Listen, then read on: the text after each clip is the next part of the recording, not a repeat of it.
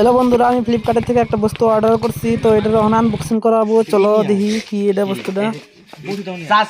চাবি দে ভালো হয়।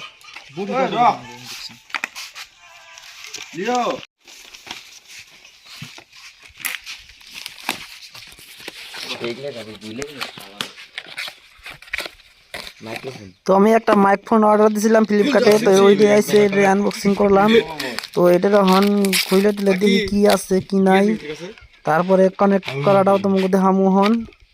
তো এই যে এটা হচ্ছে মাইক্রোফোন, আর এটা মানে গেঞ্জিতে বা শার্টে লাগানো লাগবো।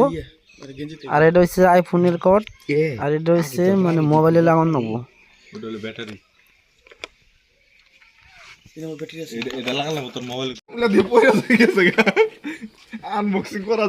কানেক্ট করবার লিগে বহুত চেষ্টা করলাম, পারলাম না।